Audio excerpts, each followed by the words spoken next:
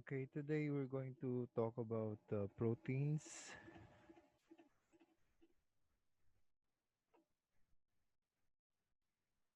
Um, so this is another biomolecule aside from carbohydrates. It's composed of amino acids, building blocks. The building blocks of the proteins are amino acids. So you can see here the different atoms of the amino acid. You have oxygen here, carbon, and yung nitrogen.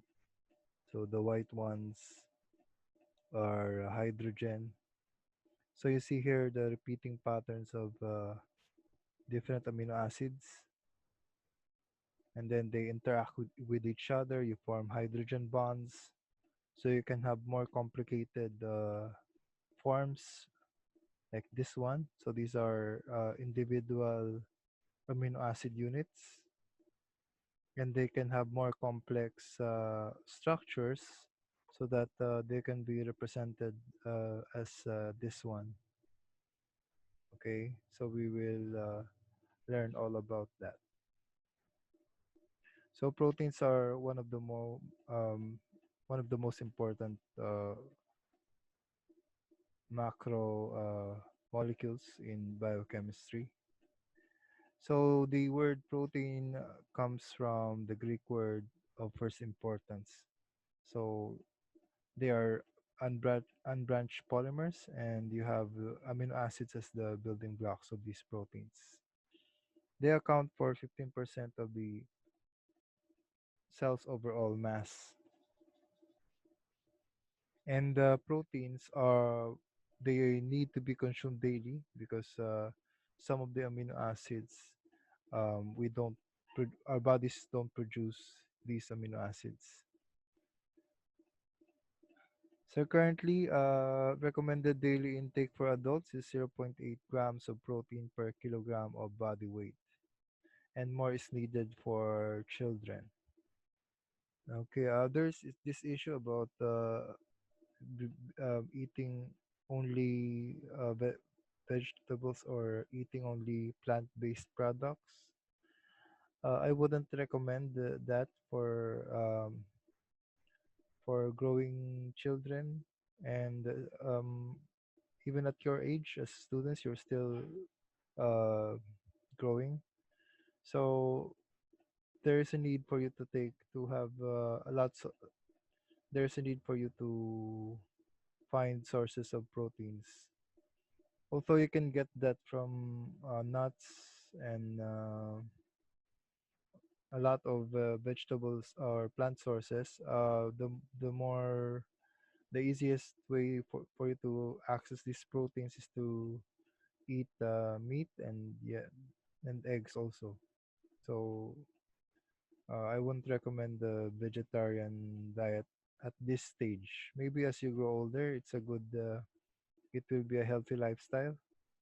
But for pregnant women and for those who need to build up their body, especially for those kids, you need to take in protein. Okay? Especially mga pets din, no? May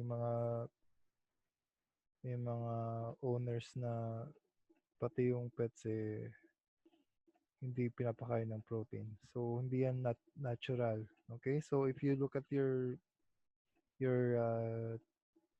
teeth, your teeth was developed so that you can eat meat. So nasa evolution natin yan. So pwede naman mag-vegetarian kayo pero hindi siya natural. I mean,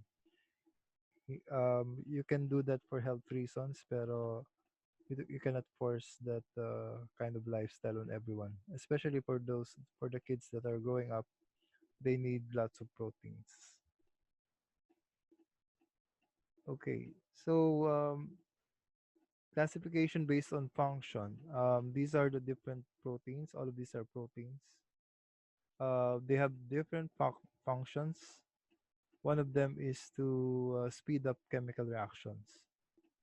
So one of um, the most important proteins that allow chemical process to speed up are the enzymes. Okay, so they catalyze reactions. So a catalyst is a substance that speeds up a chemical reaction without it being consumed in the process. Okay, since we have to compress the our discussion on chemistry, we will just discuss the idea of catalyst as we discuss enzymes, because we have to compress all the chem um, chem topics. Okay, so enzymes are important because they speed up the chemical reaction in our body. So without this enzyme, we will not survive. We will not be alive. Okay, so these are important. And proteins also are can be used for defense. So the antibodies that we have, immunoglobulins, uh, these form the defense of our body.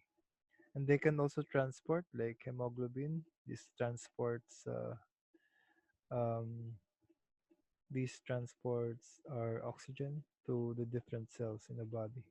You have lipoproteins, which transport cholesterol. And then you have also messenger proteins. So these regulate our body functions. For example, if our blood glucose become low, so this insulin regulates this. So they act as messenger proteins. Okay, same thing with the glucagon. Contractile proteins in our muscles. These are also important.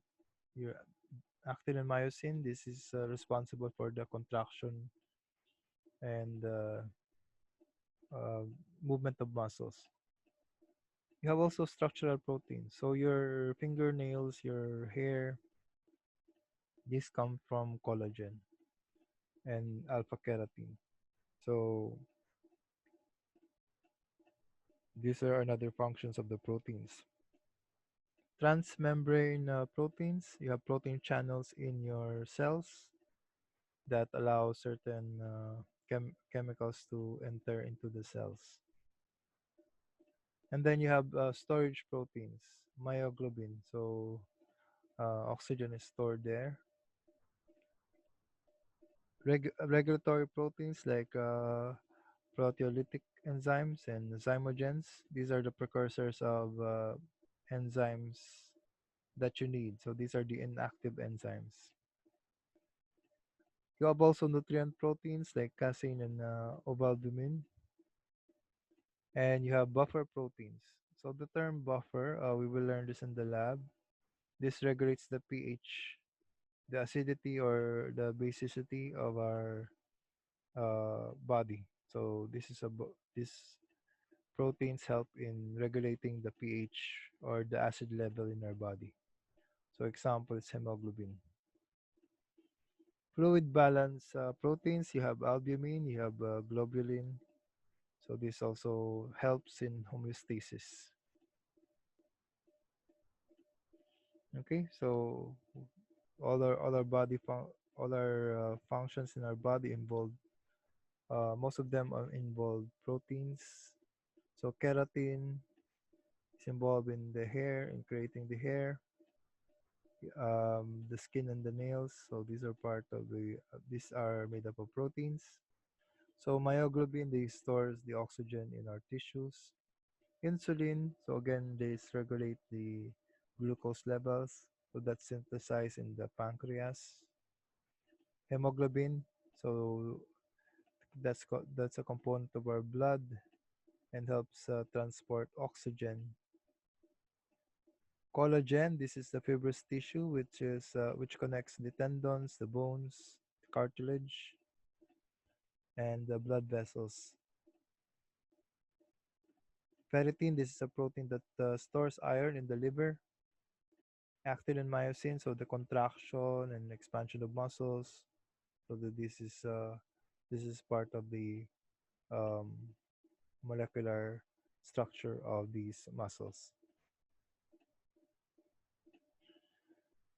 So there are 100,000 different types of protein in the human body.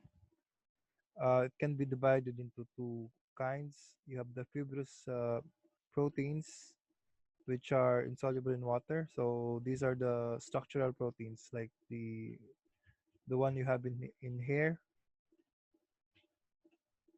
So that's keratin and collagen. So the skin and hair, nails, these are structural structural proteins. Therefore, they're fibrous proteins. And then you have globular proteins. So like enzymes, they need to be soluble in water so that they can help in the chemical reaction in our body. So they are more or less soluble in water and used for non-structural purposes. So this is the building block of the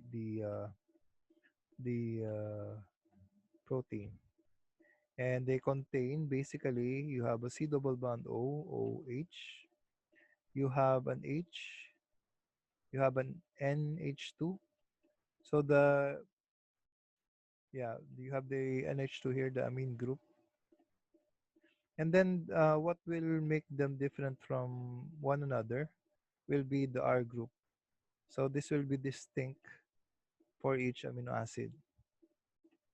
Okay. So if you look at the structure, this is what you call chiral chiral carbon or a stereogenic carbon. So therefore, you will expect that this structure will have an enantiomer. Okay, so that's important. And because you have carbon here, it's a tetrahedral structure. So you should imagine the shape, the three-dimensional shape of the amino acid, and how it can affect the protein structure. So this is the standard for the amino acid, but this form never exists in nature. What it will look like in solution will be a positive. You'll have a positive end and a negative end. So this is the carboxylic acid part will lose its H to have a negative charge, and this will have the amine group will have an additional H to have a positive amine group. Okay, so you call this form the Zwitter ion form. So again, you'd expect to know how to draw a Fisher projection. So we will do that later.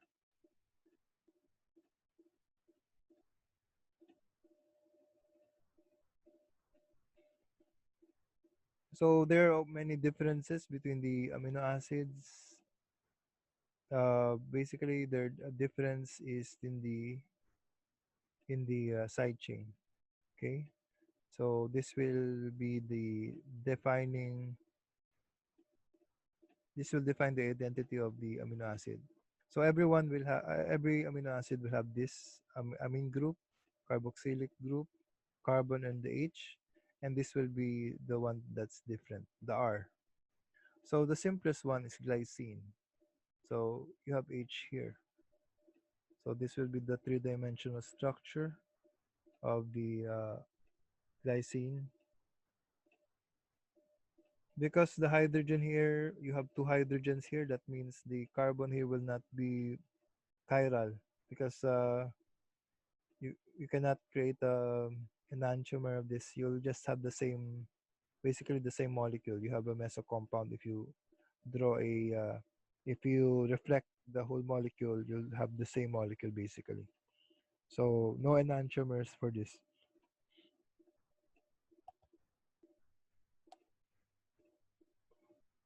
Okay, for adenine, so we are back again to a stereogenic center or chiral center.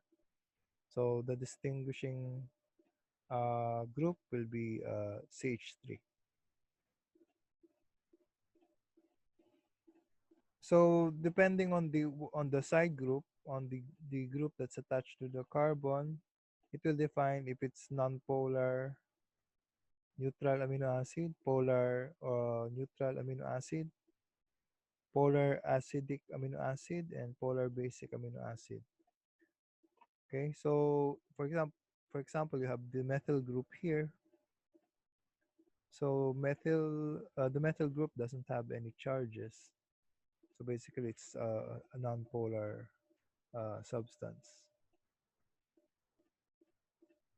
For serine, you have an OH attached to the carbon to the methyl group. So this will give the side chain a polar identity, okay, a polar property. So that will affect the protein if this exists in the protein. And then also you have a polar acidic side chain. So like this one, you have a charge, and this is acidic. So this is a negative charge here. So that's aspartic acid. And then you have a situation also where the side chain is where your side chain has a positive charge. So an example is lysine. So that's because of the additional amine group. So that's a polar basic amino acid. Okay. So what you need to do in your exam, you need to draw. Okay. So your assignment is to draw all of this by hand. I need you to draw all of these amino acids by hand. There are only 20 different amino acids in the proteins in humans. So they are called alpha amino acids because of the carbon, alpha carbon. Humans cannot synthesize 10 of these 20 amino acids, therefore they are called essential amino acids. That's why it's important you take this in your diet. You need to eat a lot of proteins. You need to eat protein sources. So some may be found in vegetables or nuts, but not all proteins are available in leafy vegetables. So you need a variety of you need to be diverse in your diet. Okay, so a lot of nuts, legumes. You may get proteins from there. Mushrooms, maybe. But of course, the easiest way to get proteins is through animal sources like egg, milk, cheese, uh, uh, yeah, beef, pork, etc. So they must be obtained from the diet almost on a daily basis. Okay, so take note that when you draw your structures, I want it to be complete. So do not just draw this one. It needs to be complete structure, complete structural formula. So you need to draw the implicit hydrogens and the carbons there. Okay, so these are the nonpolar neutral amino acids. So you have alanine here, additional CH3, glycine. So the simplest one, you have just H there, isoleucine, okay, etc. Methionine. So here you have sulfur. Phenylalanine, you have the aromatic group here, phenyl group, proline, tryptophan. So again, you have a aromatic group, valine. So these are all nonpolar neutral amino acids. So I want you to draw all the 20 amino acids on a sheet of paper. So you will use that in your exam and you will use that for your quizzes.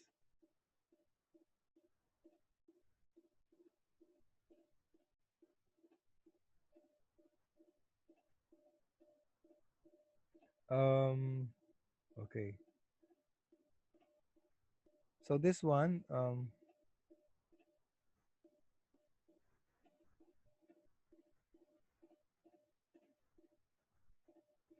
okay, these are polar neutral amino acids. So you can see here what makes them polar. It's because of the additional groups that balances each other out. So you have the additional carboxylic group here, which is a negative charge, and you have a amine group here, basically that balances. Sorry, this is the natural. Sorry, this is the part of the amino acid. I'm talking about this group. You have the C double bond O here and NH2. So this is the defining. Uh, this will define the asparagine. So you have a double bond O and NH2. Glutamine. So additional carbon here. Tyrosine. So it's like phenylalanine, but you have additional OH. Cysteine. So you have sulfur attached to you have a hydrogen attached to the sulfur attached to the methyl group. Serine, so OH group here. Threonine is you have additional methyl group. So I want you to draw the complete structural formulas of all of the 20 amino acids.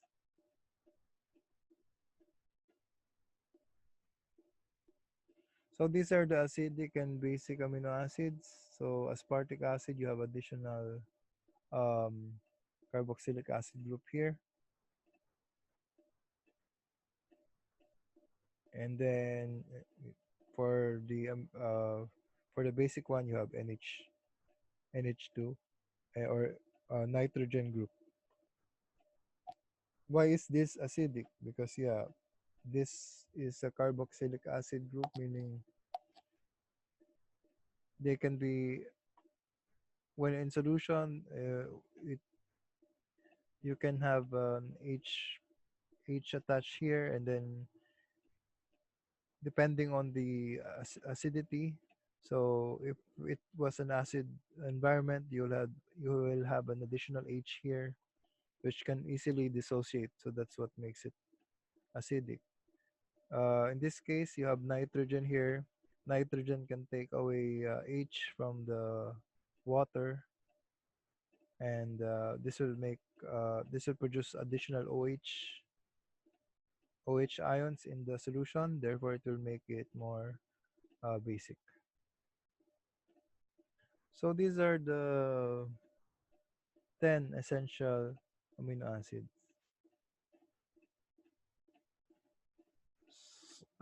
This one, the arginine and histidine, this is required in children because they're trying. Your children are building up their bodies. So this is essential amino acids that children need to have.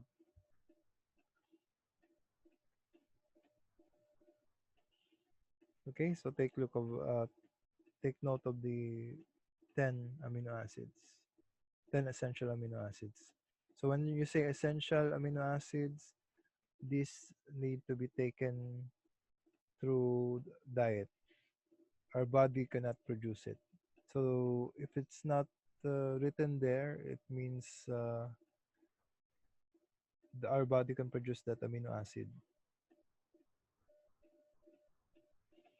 Okay, so recall that except for glycine, all of the amino acids found in our body have chiral center. So they are stereogenic. So that will make them, you need to create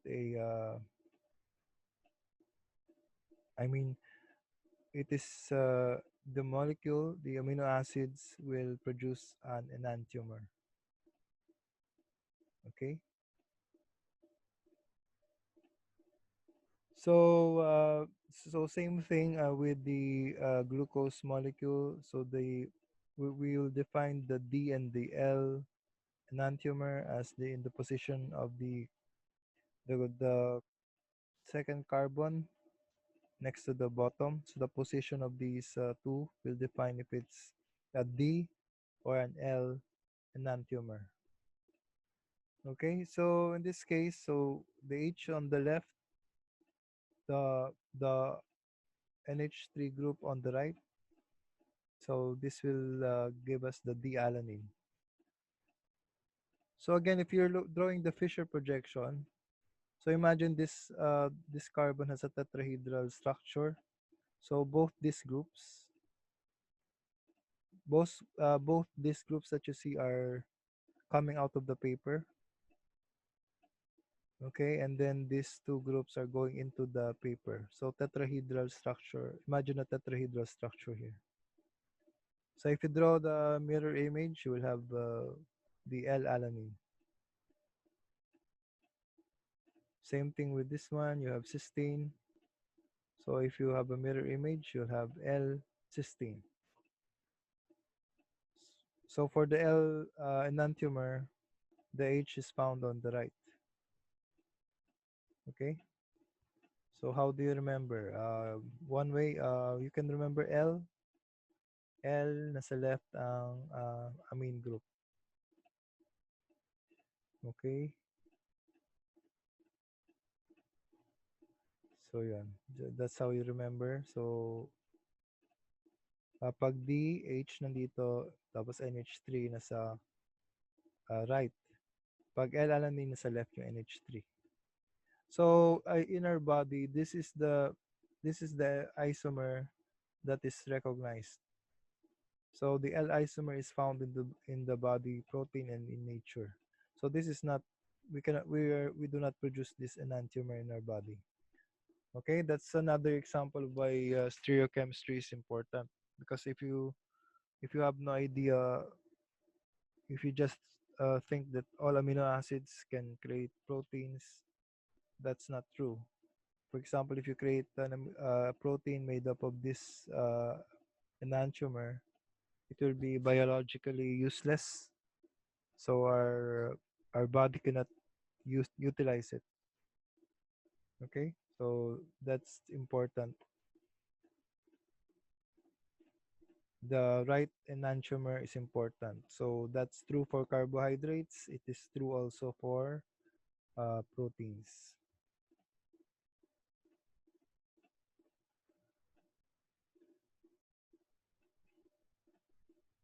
Okay, so because of the different groups, because of the different groups present, so this in solution, this may react with this will interact with the water molecules. So they may take H from the water molecules, creating additional OH ions. So this will affect the acidity or the pH of the solution. Okay, so the amino acid, in terms of the ionization, and pH, each amino acid will have a distinct isoelectric point. Okay, so this defines the uh, the amino acid. So when you have an isoelectric point, this is the point wherein your positive charge is equal to your negative charges, or you form the Zwitter ion. Okay, sorry.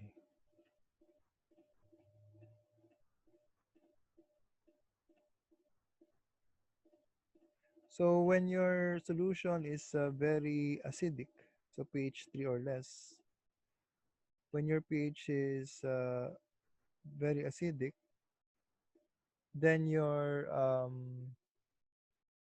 carboxylic group will act as a base and accept an H. Okay, so when that happens,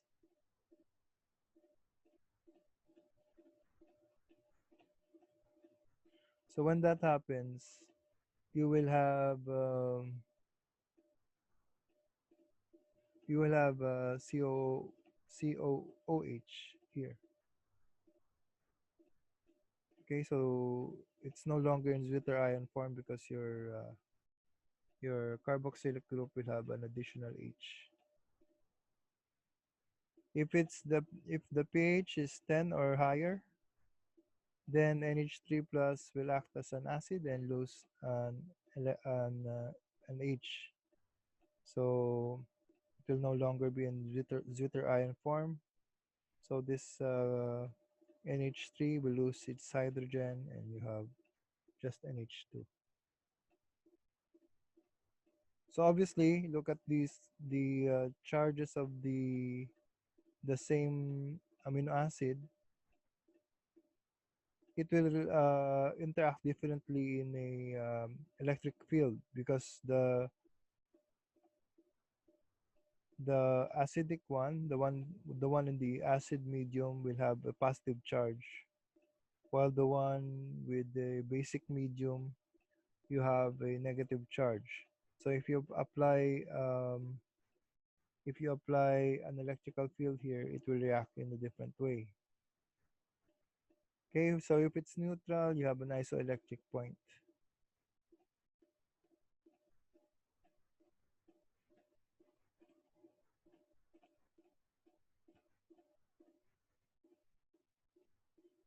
Okay, so the net charge on an amino acid depends on the pH of the solution in which it is dissolved.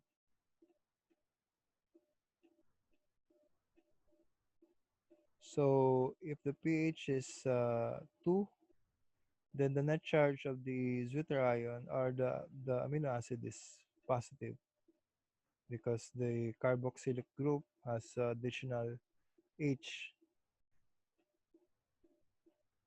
Okay, so when you're in a isoelectric point, you have a positive charge, you have negative charge, so basically they cancel each other out. So this is the isoelectric point. When your solution becomes basic, your NH3 will lose its one of its hydrogen. Therefore, the total net charge will be negative. So what will happen here? So this molecule will have a negative charge.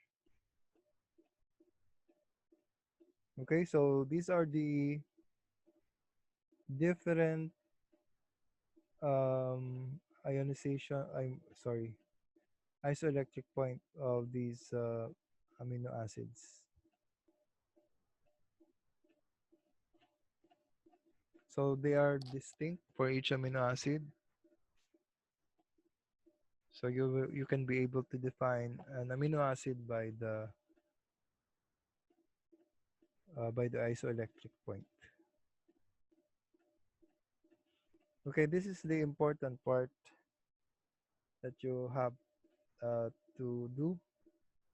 Okay, um, how will you form a bond between two different amino acids? Okay, so if you recall in our functional groups, we have what we call an amide group. So an amide group is one in which your NH is attached to a C double bond O. So basically, for two amines, how will they react? They will react such that uh, your carbonyl carbon here will retain this one C double bond O, but your bond here, your oxygen will be removed along with the two hydrogens here of nitrogen. Okay, so one oxygen, two hydrogens, you form water. So the bond now is between nitrogen and the carbon here. Okay, so just imagine you just remove the two hydrogens here, you attach it directly, so you form the amide bond, or in this case, in the case of proteins, we have a distinct, we call it in a different way, we call that a peptide bond. So two amino acids are linked together by a peptide bond. So again, look at the structure here. So this is just the same thing. The structure here is the same thing here. So it's a matter of connecting the nitrogen to the carbon here and removing the oxygen and hydrogens here. So I would expect you to be able to, with the structures that you drew, I expect you to be able to draw a peptide, meaning uh, these are the basic structure of proteins. So they're not yet folded yet. So you call that a peptide. So a dipeptide is one that's composed of two amino acids. So a tripeptide will be three. Polypeptide will be many. Okay. So these are the this is an example of what an alanine serine peptide is. So a shortcut here is just to write down the first three letters of each um, amino acid. So alanine and serine. So remember, they're distinct. Their position is distinct. The alanine part will have its NH3. So you call that the N terminal. And the serine group will still retain its carboxylic group. So you call that the C terminal. So this is the N terminal and C terminal. It's important that you know the starting point and the ending point. So the starting point of the peptide is the N terminal, meaning the amine group, and it will always end with the carboxylic group or the C terminal. So you have the N terminal and the C terminal. So that's how you always attach them to each other.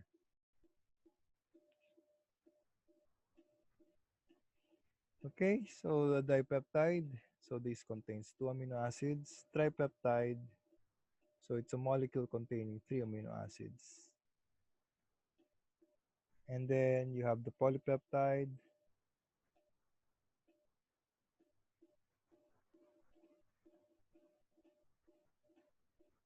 So you have the polypeptide. This is a macromolecule containing many amino acids. What makes a polypeptide a protein? So it's a complex process. So you fold and fold it again until it becomes the complex structure of a protein. So it's a biological macromolecule containing at least 40 amino acids joined by peptide bonds. Okay? So again, you have the N terminal. This is the N terminal here. You have the C terminal here. Okay, so you have to recognize the structure based on, um, so you have the serine, you have phenylalanine, you have asparagine. So this is the distinct group of serine will be CH2OH. And then for phenylalanine, it will be the carbon ring. So that's the hexagon with the double bond. So that's C6H5. And then this is asparagine. Okay, so you need to familiarize yourself with the structure of the amino acid so you can know how to attach them together. So the naming of the peptide, so you begin with the N terminal. So you just drop the acid and replace it with the, if it's ends with INE, you replace it with YL. If it's IC acid, you replace it with the YL. So one way to name this is you just copy alanine Alanyl glycylserine. So this one comes from alanine because of this group CH3. So the glycine, so you have CH2, serine because of the CH2OH. Okay, so this is always common among the amino acids. You have always the carbon here, you have the hydrogen and the NH3. Carbon, hydrogen, C double bond O, NH. Okay, same thing with this one, C double bond O, C double bond O, carbon, hydrogen, NH. So that's always present in all amino acids. So another way to name this is just write down the first three letters and separate them by a dash. Okay? So you can do the opposite. I can give you a structure, for example, and then it's up to you to distinguish what amino acids are found there. So that may happen in your exam or your quiz.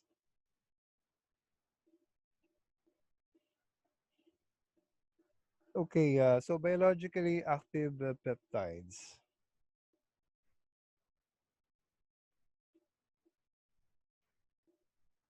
So examples of this, you have enkephalines, pentapeptides that are made in the brain and act as painkillers and sedatives by binding to pain receptors. Okay, so they are not considered a protein yet, but they have biological function. You have also addictive drugs like morphine and heroin, which binds to these receptors. Okay, so the reason why they are very addicting is because it attaches itself to the pain receptors. So in enkephalines, this is more familiar using the term endorphins. Okay, oh, sorry. So they belong to the family of polypeptides called endorphins, which influence the mood and the pain. Okay, so these are known to produce to have mood enhancing effects. Okay, so these are very addicting. That's why to a point that without it, your body will have seizures. So that's why it's very dangerous to be addicted to these types of drugs. Usually, this is administered to those who are in deep pain. So the cancer patient uh, or very severely injured patient. So morphine is only used in very special cases because they are very addicting. It gives a dream-like. It produces a good feeling for the patient, but it's only temporary. Okay, so that's morphine and heroin. Uh, Once you're addicted to these, it's difficult to stop using it because it's very your body will have seizures if you cannot have these drugs. But they're also very expensive, so not many use that anymore. Drug addicts do not use that anymore. The cheaper ones is shabu and other drugs like hallucinogenic drugs. Okay, so these are examples of enkephalines. So this is methenkephaline, so it contains a C terminal methionine. Okay, this is enkephaline, so it ends with leucine.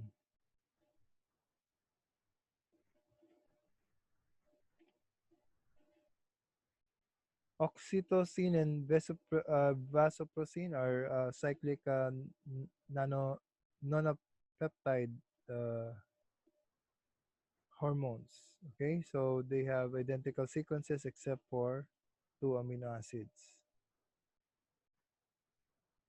Okay, so I think these are female hormones. Yeah. So oxytocin are they stimulate the contraction of uterine's muscles and signals milk production. It is often used for to induce labor. Vasopressin. So this is wait, sorry. So this is anti-diuretic hormone which targets the kidney and helps to limit urine production to keep body fluids up during dehydration. Okay, so when our body needs the water, it will stop us from urinating. That's why when you're jogging and you drink too much water, our body will behave in a way that tries to keep or retain the water. So when you're jogging, you'll not have an urge to urinate. So this is dangerous if you drink too much water. So that could be dangerous. It will give you a headache. Sometimes it will lead to death. But drink the limit for drinking water. It will be, I think, probably if you're drinking 2 liters. Okay, I don't know. Too much water is still bad. Do not engage in drinking water contest because it will lead to dilution of your electrolytes in your body, and yeah, it might lead to death. But that's rare. But it happens to some people who are very water conscious. Like they try to drink too much water because uh, they they think too much water is healthy. So yeah, I've read news of people joining contests of on how much water they can drink, and they end up dead. Okay, so just enough, eight glasses, and that 8 glasses doesn't have to be drank. You don't have to drink it in one setting.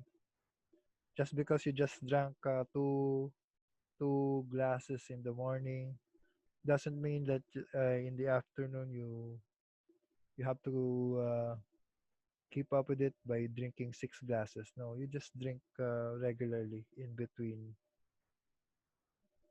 Okay, there's no hard and fast rule on the amount of water you need to drink. You just drink when you are thirsty, and especially drink during summertime. That's important. It's kind of a rule of a it's kind of a rule that you have to drink 8 glasses, but there's no scientific study that something bad will happen to you if you drink 7 glasses. So as long as you drink regularly, you'll be fine. And the type of water that you drink, it doesn't have to be expensive or just as long as it is purified because you need the water there, not the those that are selling alkaline water. It doesn't matter. It's still water. You need purified water. It's enough. Free from toxic ions or free from uh, biological contamination. You need the water, not the alkaline ions or anything else that's added to there. Okay, so we go now to the structure of proteins. So you have the primary structure, secondary structure, tertiary, and the quaternary structure. The primary structure is the one that I've discussed. The sequence of the amino acid is the primary structure of the proteins. Secondary structure, these primary structure can be twisted or folded in such a way that you can create this secondary structure. And then you have the tertiary structure, which can you fold the secondary structure again to form more complex forms. And then the quaternary structure, you just add two different polypeptides with uh, with other ions or molecules. That's the quaternary structure of protein. Okay, so this is the primary structure. So the positions or the sequence of the amino acids, they are held together by the peptide bonds. So they are covalent. So they are, because of the tetrahedral nature, this is arranged in a zigzag manner, usually alternating the R groups. So here you have alanine. So this is the alanine group here, and then you have the again signature amino acid backbone. Again, here you have the amino acid backbone, amino acid backbone, amino acid backbone. So what is different between them? The side chain, the R group. So that's leucine, cysteine, methionine.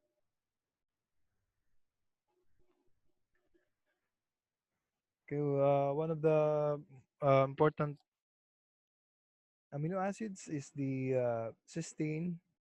So kung curly ang hair mo, marami kang cysteine. So you have a lot of disulfide bonds between your hair. Kaya curly siya. So through this chemical reaction, bakit kasi cannot remove this? Okay, so through oxidation, you produce the disulfide bond between two cysteines, or in reduction, you remove the bond to it will break apart again.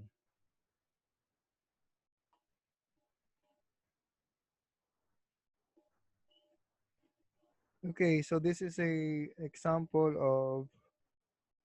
of the primary structure of protein. So this is a hormone that regulates the glucose level in blood,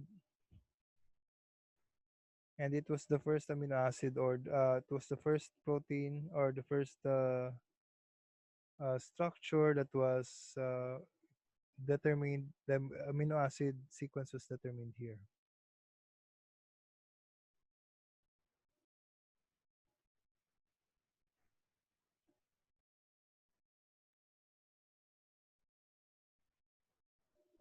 Okay, so it contains two polypeptide chains linked by disulfide bonds. So you have different polypeptide chains here.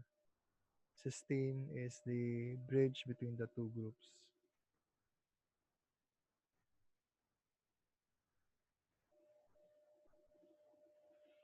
Okay, so chain A has 21 amino acids, chain B has 30 amino acids. So this used to be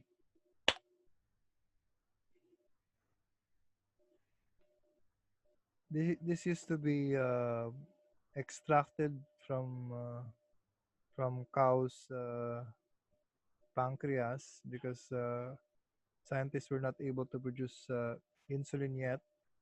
So it was very expensive, and you were able to get this through cows' insulin, and this was used by diabetic patients.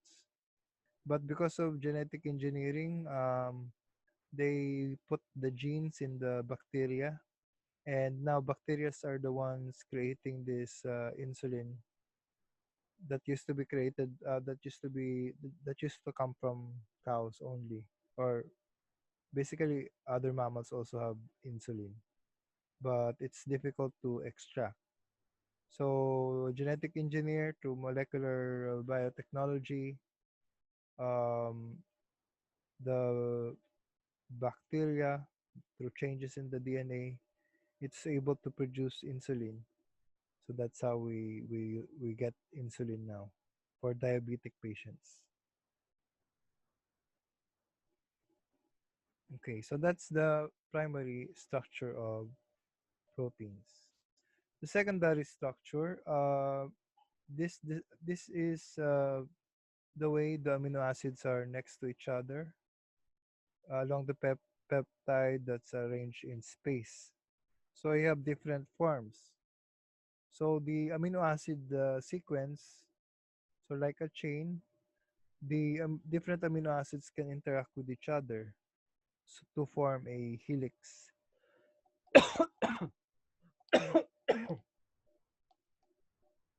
Sorry.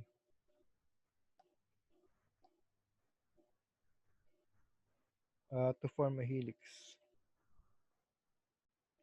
And then you have another structure called the beta pleated sheet.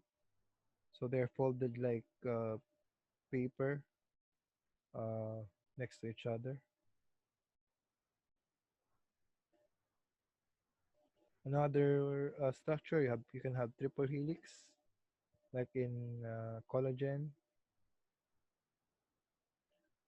Some regions have random arrangement, so it really depends on what the groups are found in the amino acids and the proteins. Okay, so these are the amino acids, and they can interact with each other in such a way that they form a loop, like like a screw. Um, what do you call this? Corkscrew. So like a telephone, if you have the telephone coil still in your home. So this is like the telephone coil. So a section of polypeptide chain coils into a rigid spiral. So they're held together by hydrogen bonds because of that is present in the different groups. So they look like a coiled telephone cord. So the R groups are pointed away.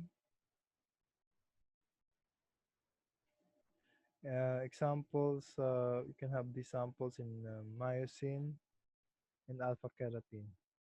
So the R groups are away from pointed outward from the helix.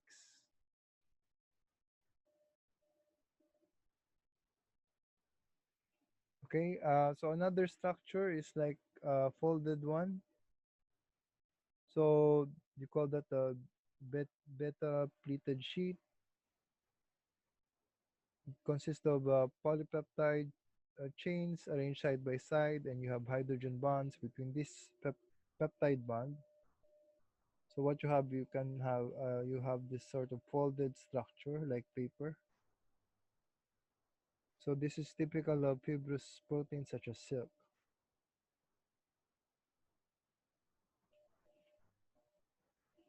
So you have R groups above and below the sheet. Below the sheet.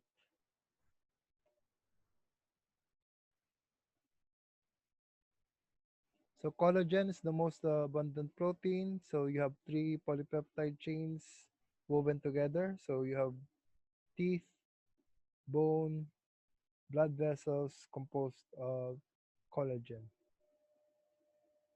33% is glycine, 22% is proline, 12% is alanine, and the smaller amount of hydroxy proline and hydroxylysine. So the high percentage of glycine allows the chain to lie close to each other. Okay, that's why it's important to have for us to have vitamin C, because the vitamin C helps us, um, yeah, in the hydrogen bond formation.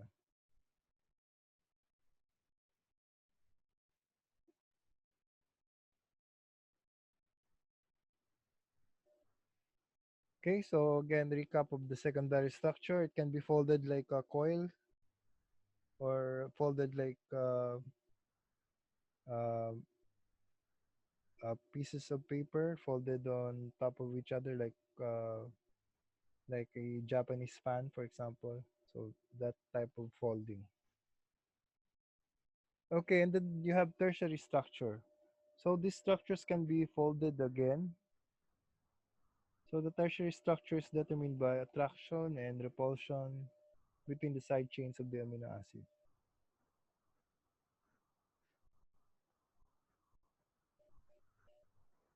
Okay, so you can have hydrophobic interactions.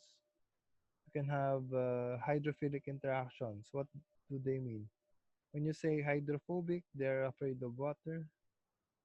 So you want groups that are not do not interact with water. Hydrophilic, this is water loving, so they interact with water.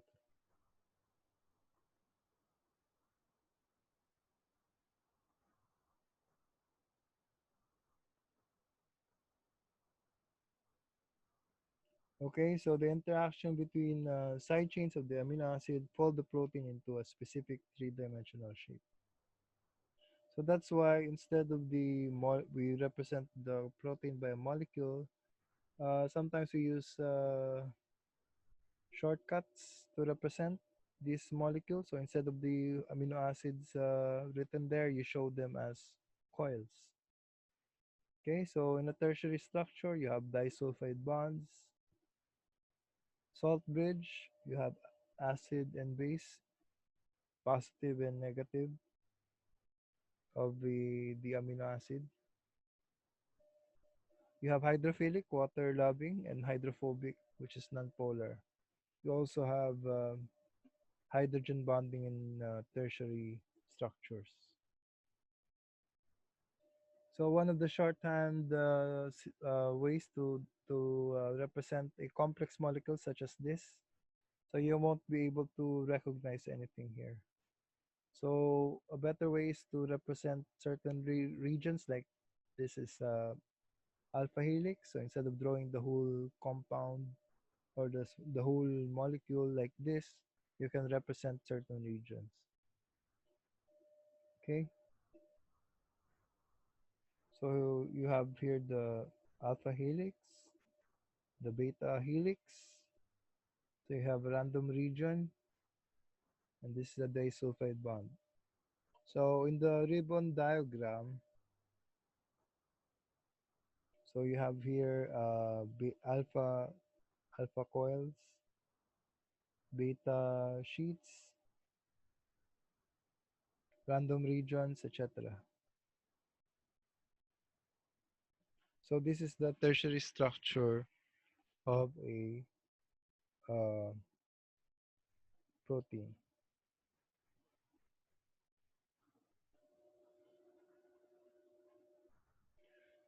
Okay, so these globular proteins, they have compact and spherical shape and almost soluble in water. This can carry out the work of cells. So they synthesize new materials. They transport important hormones or signals throughout the cell, and they help in the metabolism. Or if we need energy for food, we need enzymes also. Okay, you have myoglobin here. So this stores oxygen in muscles. This is composed of 153 amino acids and this in a single polypeptide chain. So you see the structure here. You have You have here a myoglobin. Yes, there's an example of myoglobin. So you can have here your oxygen molecule. So it can be distributed to the muscles of your body.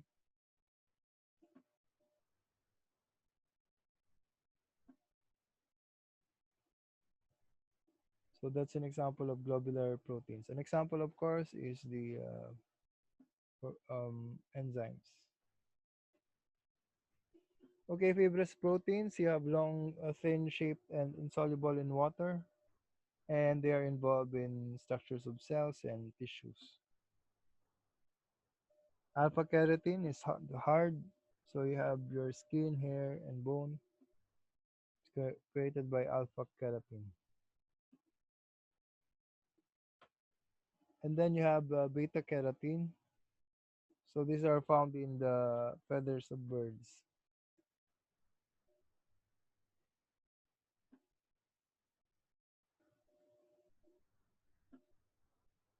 Okay, so alpha keratin, you have it's found in hair, wool, skin, nails. So they're made of two mainly alpha helix coil around each other. So you have superhelix. So you can create that. Um, your body can create this type of interaction among different amino acids. So these coil wind around the other coils, making larger and stronger structures. So alpha helix chains bond together with disulfide bond. So the more disulfide bond, the more rigid materials.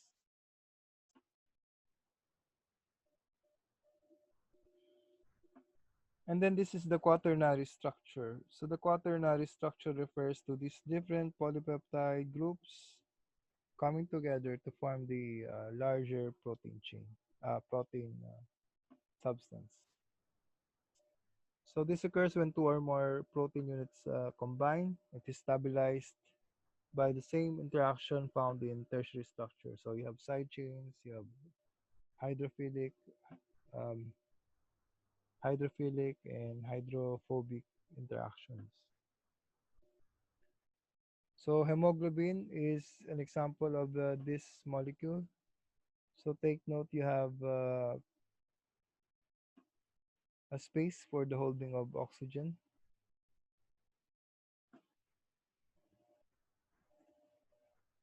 So it's a globular protein and transports oxygen in blood. So you have oxygen. This the oxygen here will be transported to different parts of the body. So what makes carbon monoxide poisonous? So not carbon dioxide, but CO lang. So carbon monoxide, uh, what happens is it instead of oxygen binding this, it will be carbon monoxide. So the bond is stronger, so there will be less oxygen atoms available. Okay, so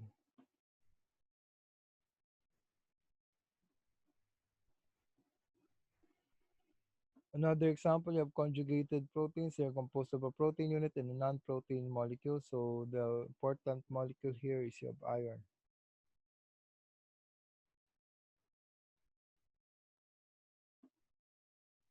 So what will happen if you lack, for example, amino acids?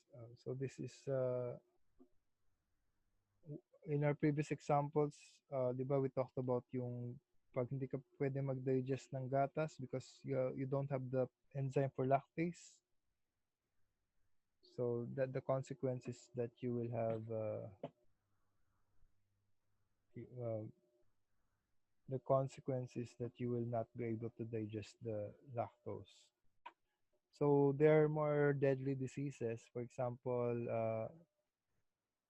you lack a single cell, a single amino acid of both the beta subunits in the sickle cell, in the blood cell.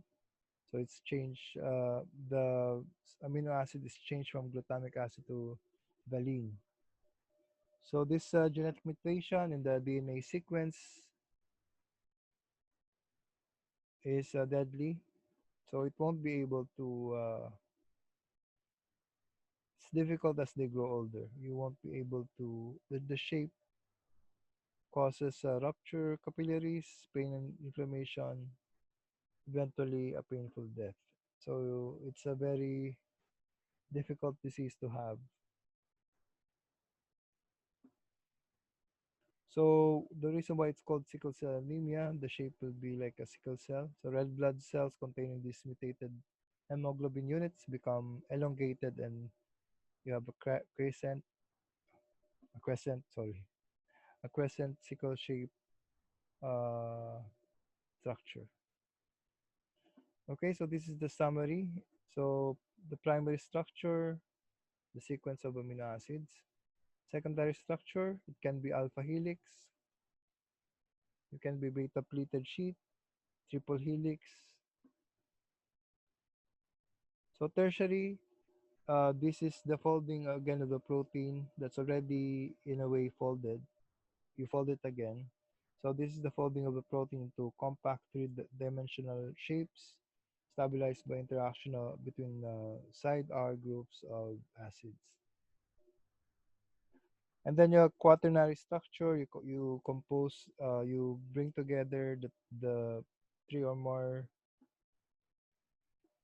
polypeptides, or you have minerals or cofactors, so you can add that there. So you form the quaternary structure. Okay, so this is the visual. So you see the atoms in the amino acid. So they interact in such a way that they will form a coil. Okay, and then this is folded again. This part is folded again here. So this is the heme group. Then yeah, you have different units come together. You form this final product, protein. Okay, so I will stop there first. I need okay, so again, draw the amino acids. I will try to look for links that will help you understand this part. Okay, so I will end it here.